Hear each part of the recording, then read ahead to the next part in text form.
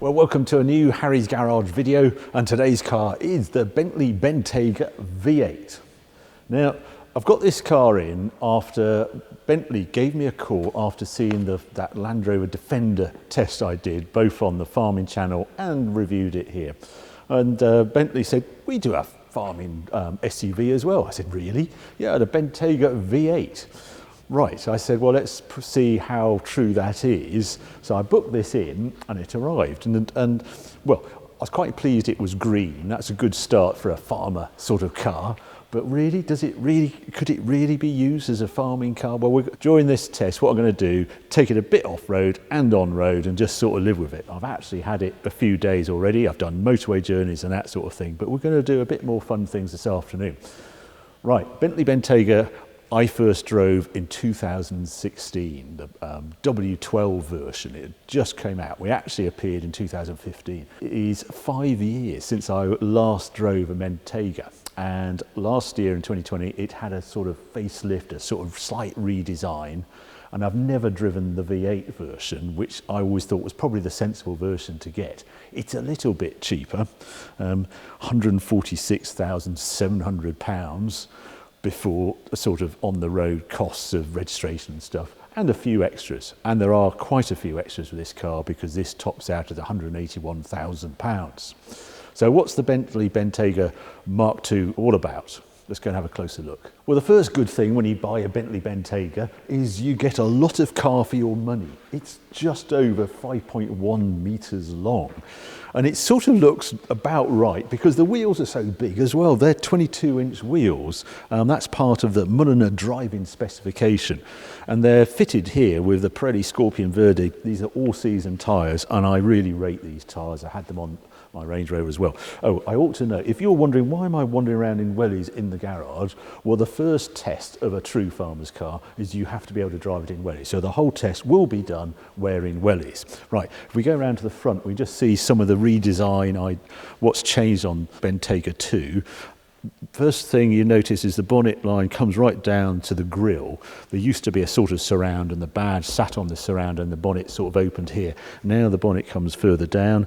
You've got these peculiar, very powerful headlights. They say they sort of look like a whiskey glass or something. There's this diamond cut. So now Bentley have always liked diamond cut sort of in the leather interior. It's sort of a signature of the Mulliner driving specification. This is in chrome, obviously, this one. You can have it in black as well. That's just on the option list if you want to do it.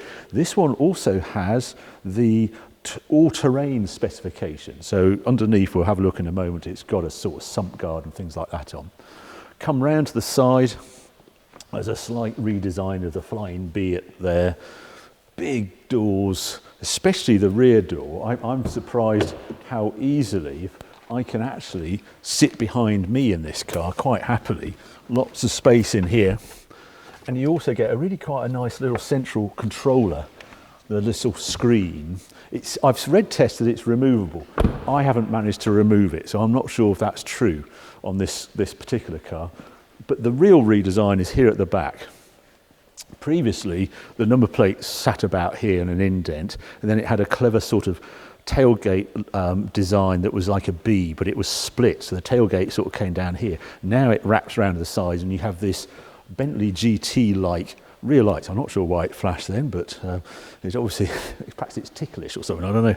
And then you get quad pipes on this car, rather than a single oval as you get on the V8. Open the boot. Electric does that, and pretty big. It's sort of deep. It's not quite as deep that way as perhaps a Range Rover is, but it's big enough. This would normally lift up with a tailgate. I've actually done that just to demonstrate something, unclipped it, because, okay, it hasn't got the flip down tailgate, but just the size of it and the way that goes up, you can sort of use it for your tailgate picnic, which is another thing farmers seem to do every now and then. See, this one works for that. Under here, open that up, you've got a space saver rather than a proper spare tyre that you might get on a Range Rover. This is an ECU here. That is actually a trickle charger, which I'm not really farmer spec, but that's what it is. I think this is subwoofer or something to do with the stereo. And then you've got your things to blow up your space saver down there. This is also part of some luggage control thing that you squeeze your luggage on. The last one I had in to test had this, and it's very good because you can sort of pack your luggage down there and then go a bit mad on the corners and it doesn't all fly about in the boot. You can put it up and down on here as well, the actual ride height, and it has a tow bar, electric tow bar that will eventually appear. And the great thing about the Bentley Bentayga is it can tow at 3.5 tons, which is as good as a Toyota Land Cruiser and Range Rover and all the rest of it. So it's a full towing weight for this sort of class of car. I'm going to put that away.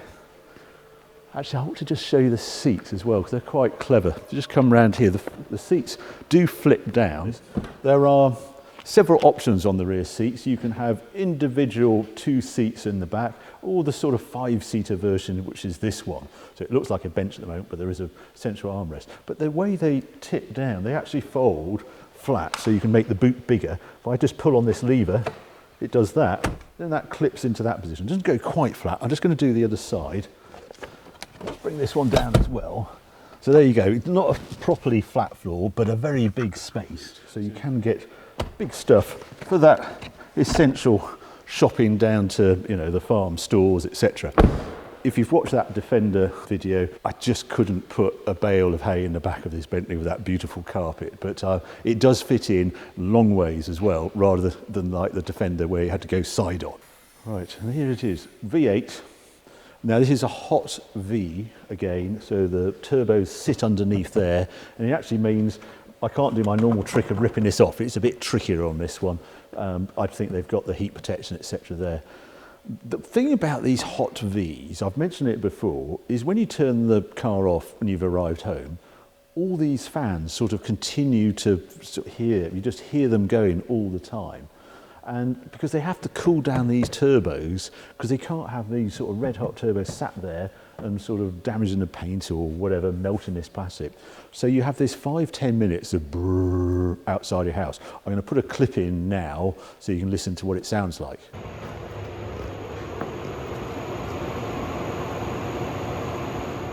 But from a farmer point of view, what I'm interested in with a car like this is wading ability for those moments that we seem to get of floods, and it seems to be happening much more regularly these days. So I'm looking where the air intakes are.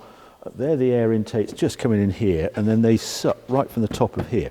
Now, fortunately, with the Bentayga, it has adjustable suspension. It sits on air springs, and this car will sort of jack up to quite a lot of ground clearance.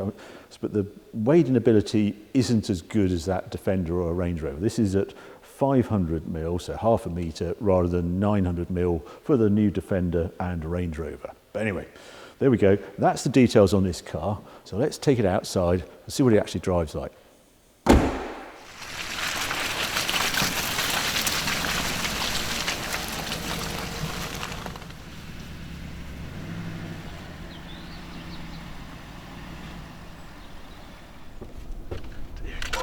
Silly place to park. Yeah, that was slightly more exciting than it should have been. Oh, I just wanted to show you something. It gains multiple bonus points for having a rubber seal at the bottom of the sill. I've mentioned this before, but it does mean when the car is uber muddy, you can get out and you never get mud on your trousers or whatever. And it's on the Range Rover like that as well, but it's not on that BMW X5. And the whole family is swearing because you always just end up with mud all over you. Also soft closed doors, obviously. You can sort of see the amount of axle articulation here. If you see how far up this is here, it's pretty impressive. But the sound deadening, we'll come on to the refinement of this car. It's full of carpet inside the wheel well, so that's going to fill up with mud, as you can imagine. But it's all pretty clean underneath. Now you might hear something because of those blessed fans going. Well, what I'm interested in is if I go underneath here and just see how it all looks. What interests me is that protection there looks like carbon fibre to me, which is the last thing I expect to see, but uber strong. And it sort of finishes just after the engine, so that's its protection. Don't think there's any other protection further back. But yeah, I'm just wondering how I'm going to get out of this field. It might take a little bit of heroics to get out of here, but we'll cope. It's all part of road testing. You do get this, if I just go back a point, off-road, all-terrain, there, It just gives me angles, that sort of thing. We're on a 6-degree slope, that sort of thing. But I don't get the locking diffs or anything like that. I've got tyre pressures and that's about it. It's going to be a bit more challenging than that Defender on off-road tyres, trying to get this Bentley Bentayga around here on its all-season tyres. Every time I stop the car, it goes back to driving dynamics Bentley setting and drops the ride height, which is a bit annoying when you're off-roading. So I'm going to put it back to that, and then I want to put the ride height up. So it defaults every time you stop it. It goes out of off-road sort of mode, which would certainly catch you out if you're using this as a farmer's car, because yeah, you got out to open a gate or you've stopped to have a chat to someone and you set off and think, why aren't I going anywhere? Why have I not got the ground clearance I thought I had? Right here, if you look around here, this is where the flood was, and it looks like we've run out of flood water, haven't we? Oh, that's a shame. There's a puddle there, but no more than a puddle. You can see the flood defence, they're almost empty, which is good news for the village. It's less good news when we're trying to do wading, but there is a stream that runs down the middle of that bit of water, and if I put this Bentley into there, it will get stuck. I think it's got hill descent on this as well.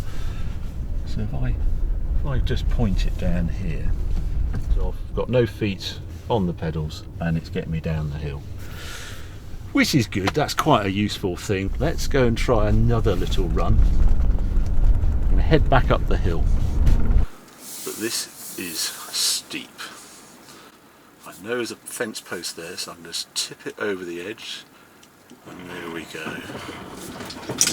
25 on grass. Do you know, that's got better control. I didn't hit anything, no grounding out. I've not got any control at the moment. I'm going to wait until I'm on a level ground. Well done, Bentley. That was, honestly, it never looks good on film, but that was pretty damn steep for a Bentley Bentayga that's really meant to be in Sloane Square and places like that. But yeah, I'm quite impressed with that. Well, I'm most impressed it didn't catch anywhere underneath. Right. That's it for the off-roading. That's all I need to do, really. I'm now going to get back and try it out on the road. But the trick is, how am I going to get out of these fields is the bit I'm slightly concerned about, and I think I know a way. Let's just see what happens. No, I'm just not going to get up. Okay, let's cross the slope. I might. Am I going to get up?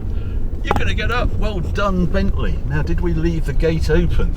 That is the question. I think we did. So momentum is your friend off-road. And I can't see a thing. And we're out. Yes.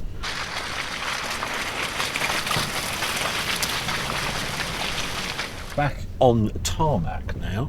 First off, here's my noisy bit of road, and I'm pretty sure that you can hear every word I say. In fact, I could probably whisper and it wouldn't make any odds. Because the first thing I'm going to talk about is refinement.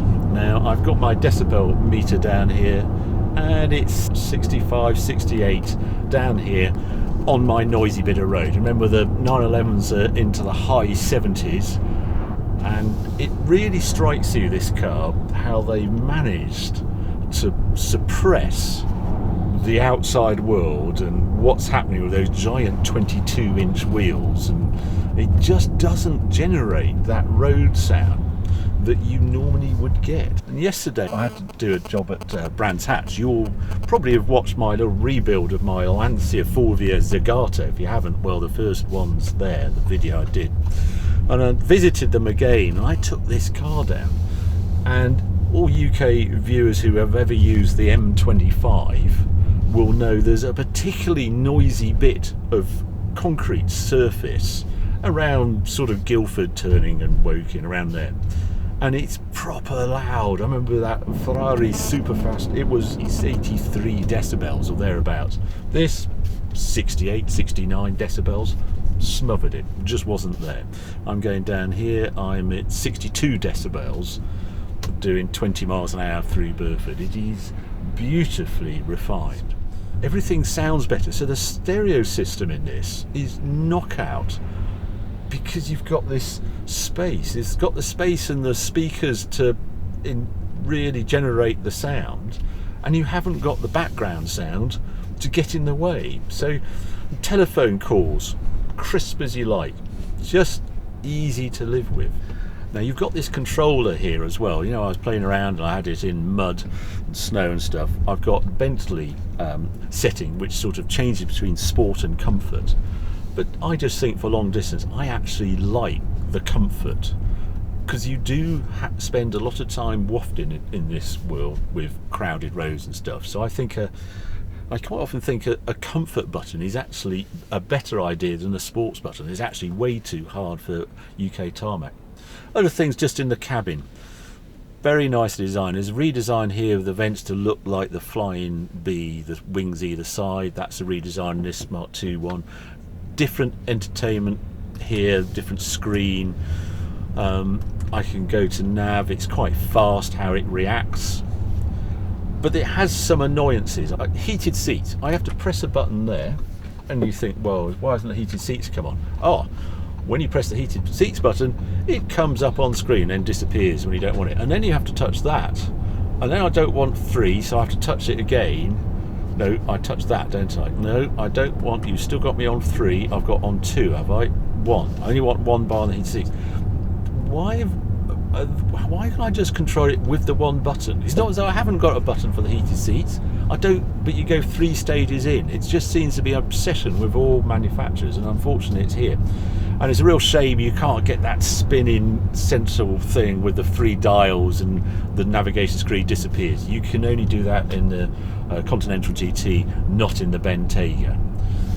But another thing is just, you know, beautifully built, and there's storage. There's actually you can charge your phone up under there. It's got wireless charging, and it enhances the reception. I don't quite know how it does it, but it does that. One annoyance though, at night there's a light up above in the sort of ceiling, and that shines down on your phone, so you are constantly got this glow reflection of a light that when you're driving at night you just think, well, that's a bit daft, isn't it? I don't want to see my phone, I don't want to see that light in there. Heater controls, knurls, sort of knobs everywhere to control everything. I think this is volume. If I do that, yeah, that's the radio. I can press it in the middle and it disappears. Slightly confusing which one does what. This changes channels and things. You get to learn it as the longer you live with the car. But yeah, nice place to be. Let's see if it's got a launch control. I think it has. Oh, I didn't do that very well. Oh. Yeah, 4.5 I think it is to 60, 4.4, something like that. It is quite energetic for a 2.5 ton car.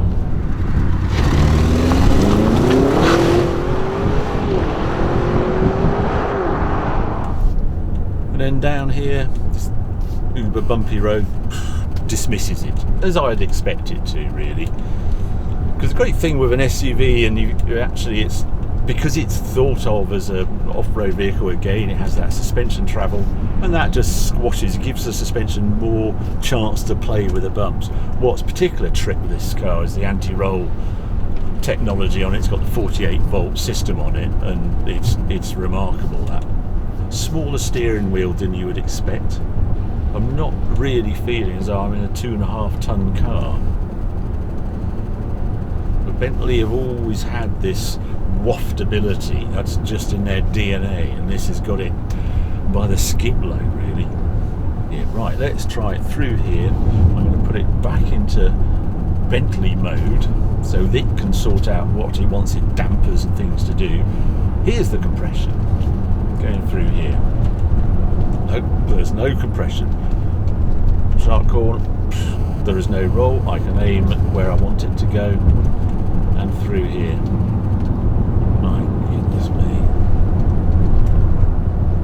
Yeah, I could feel the forces on my face. I could just feel. I always think a high mass vehicle going quick, there's some sensations you get as a driver. It's like name dropping, but if you're in a Veyron, you really notice the speed more just because you're accelerating a 2 ton vehicle, and I'm getting it with this because it's a 2.5 ton vehicle.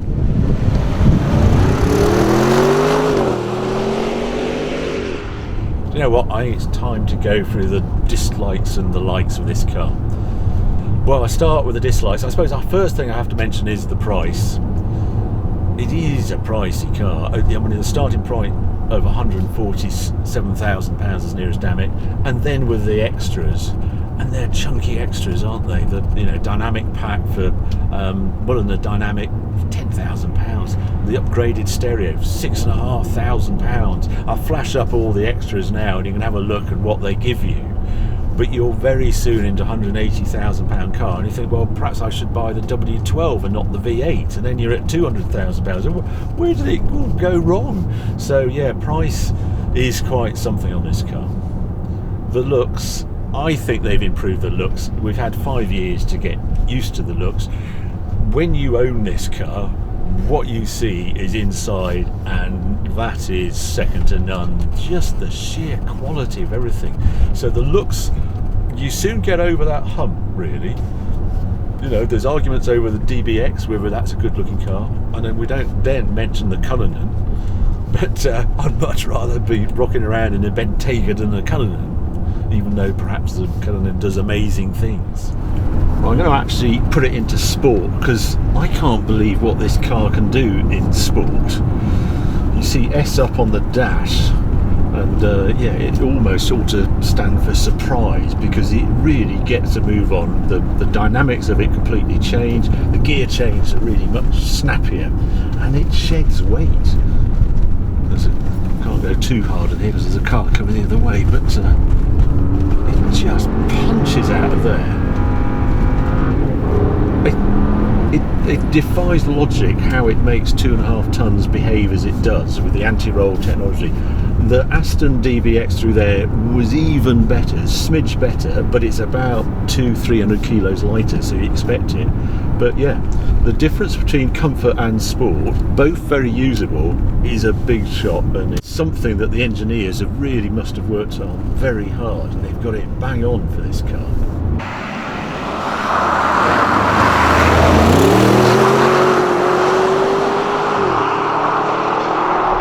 It's a 180 mile an hour car, this.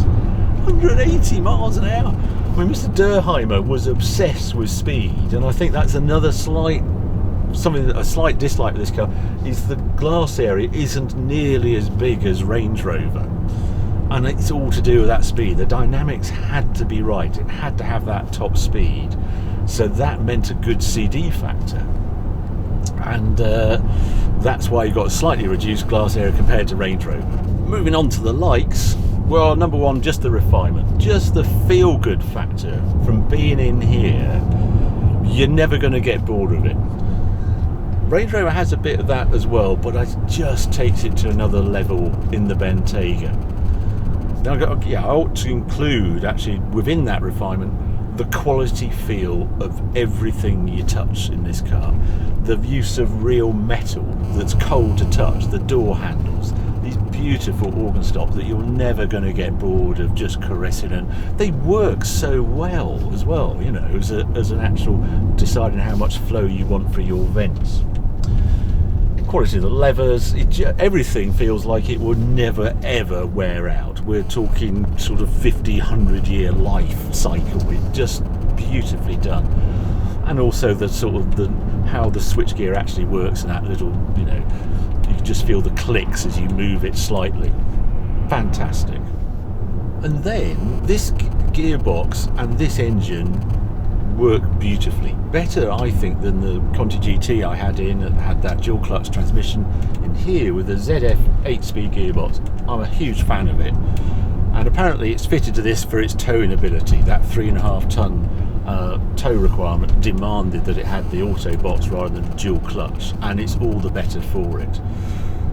The engine also, how it responds, it's 550 horsepower, it's 542 horsepower in Imperial, I think it is.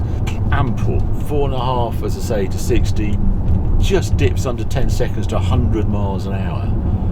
You don't want any more performance than that, but the bit that really impressed me, my run down to Brands Hatch and back, motorway, M25, dull, 70, 72 miles an hour, grotty weather, 28 mpg. 28 mpg. A petrol Range Rover would struggle to do 20 mpg on the same run. So I like that. Yes, it drinks it when you get a bit of a move on, because energy has to come from somewhere, but I've done 280 miles and I've averaged 23.7 out of this.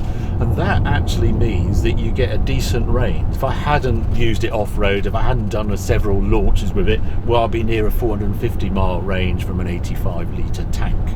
And that's good. So in conclusion, I just think they know their customer. This Bentayga is 50% of Bentley sales.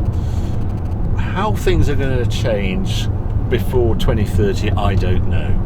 But I can see that this is be a great car to own for the next 10 years while we watch the electric revolution or whatever's going to happen. This is a very good place to watch the world go by in, and a very useful car.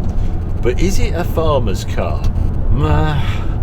I don't think it is. It's just too posh, isn't it, for what I was doing? It hasn't got that usability, but then again, the new Range Rover hasn't. It's not exactly a farmer's car. I would put these in a different class. I would say they were a landowner's car, if you get what I mean.